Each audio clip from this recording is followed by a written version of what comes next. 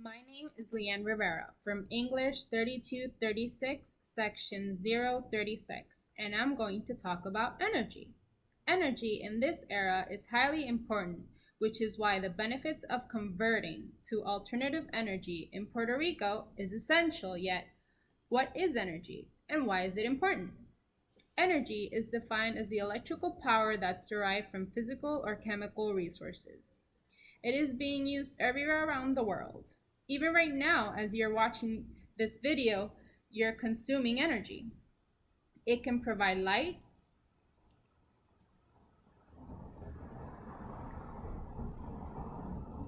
heat, or can be used to power machines.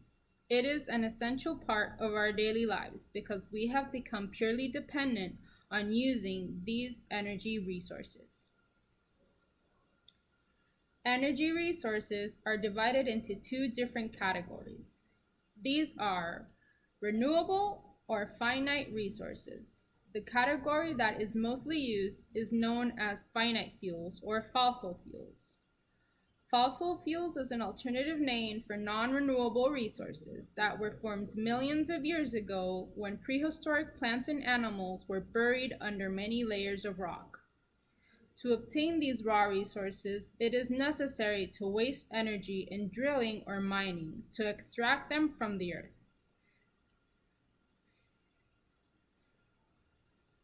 Finite resources are composed of oils, coal, and gas.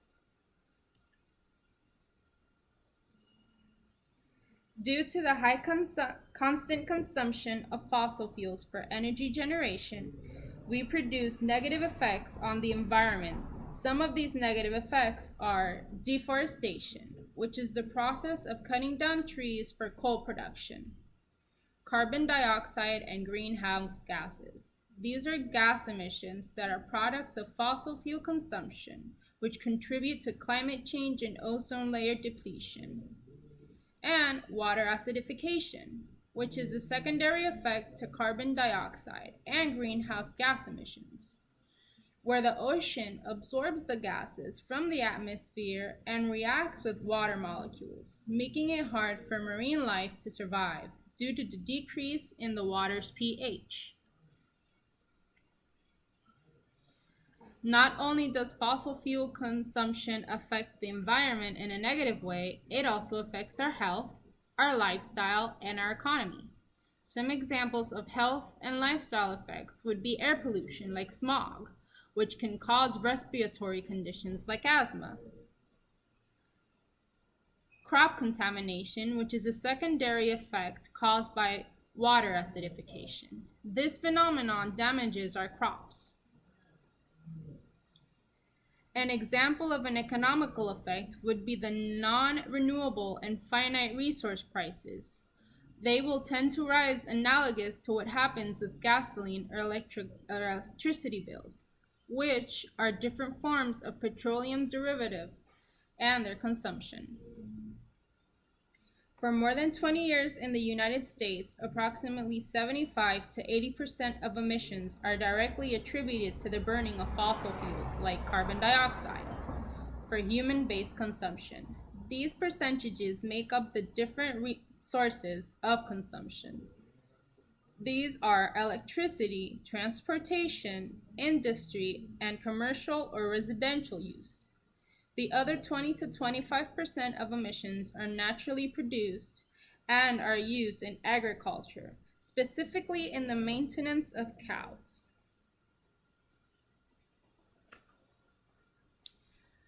Puerto Rico is a small archipelago in the northeastern Caribbean Sea and belongs to the United States. However, even though Puerto Rico has these perfect conditions for being a prominent pioneer in green energy, 96.8% of the energy it consumes comes from fossil fuels, and more than 45% is used for vehicles. It is no secret that the island's consumption of this energy is excessive for its relatively small size, and such, the need for better ways to attain energy is crucial. Studies conducted by the U.S. Energy Information Administration, or the EAI, have shown that since 1980, Puerto Rico's primary energy consumption was based on oil until 1990, when we started to use other resources like coal and natural gas. Also, Puerto Rico, when being compared to the United States and other U.S. territories, still consume a high amount of oil derivatives, followed by coal and natural gas. More than 80% of its energy consumptions in 2012 is solely petroleum. On the other hand, studies in 2014 have demonstrated that even though oil is still the main energy source, the consumption total compared from 1980 until 2014 have changed drastically, because now natural gas contributes a 33.2% and coal consumption has also diminished. However, the reason so much petroleum is used is because it is mostly for gasoline. Yet, the major problem that Puerto Rico has is that its energy system is monopolized by the Autoridad de Energía Eléctrica.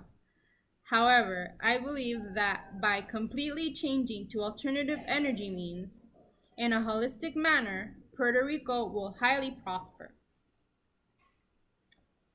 Like I previously mentioned, exhaustible energy sources have a toll on the consumers. Puerto Rico is no exception. Recently in Puerto Rico, a huge blackout happened through the entire island that lasted for approximately 3 days. If we had alternative energy methods, this situation could have been handled better. Green energy is renewable energy. This is generated from natural and inexhaustible sources. Since fossil fuels have led to high levels of pollution, it became a necessity to use alternative energies like hydropower energy, which converts moving water into electrical energy, solar energy, converting solar radiation into electric energy, tidal energy, which converts ocean waves into electrical energy, wind energy, which harnesses wind, converting it into electrical energy, geothermal energy, turning the Earth's natural energy into electricity, and biofuel, which are derivatives of biomass that turns into fuel. I believe that the best solutions for Puerto Rico is to merge two renewable energy sources. This decision is highly based on the benefits it has due to the island's specific conditions.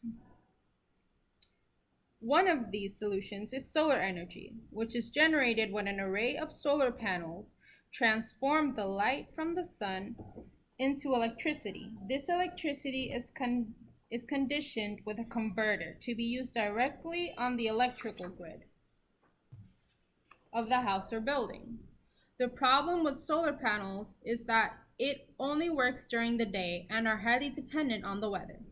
To solve this problem, it is possible to capture the energy on a giant battery for later use, like the innovative solar roof and Powerwall from Tesla.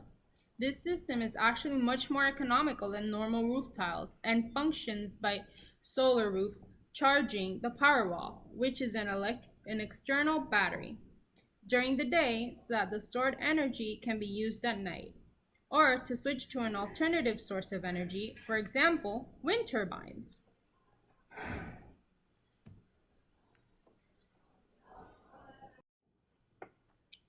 Producing energy with the wind is relatively simple.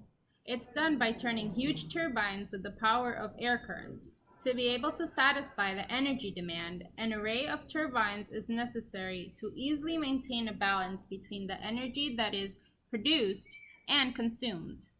This is the reason why you see some fans not moving. You cannot create more energy than necessary, or you overcharge the electrical grid. This kind of energy production suffers the same problem as solar energy and is highly dependent on the weather like solar panels. In conclusion, the change from high amounts of fossil fuel consumption to those of renewable energy sources is highly needed in Puerto Rico. This will not only benefit the environment by reducing carbon dioxide emission, but it will also improve the quality of life, the health of the inhabitants, and of course, the economy. Thank you for listening and have a pleasant evening. Hay que sí, escucha, vale, envíame un video. Dale pausa.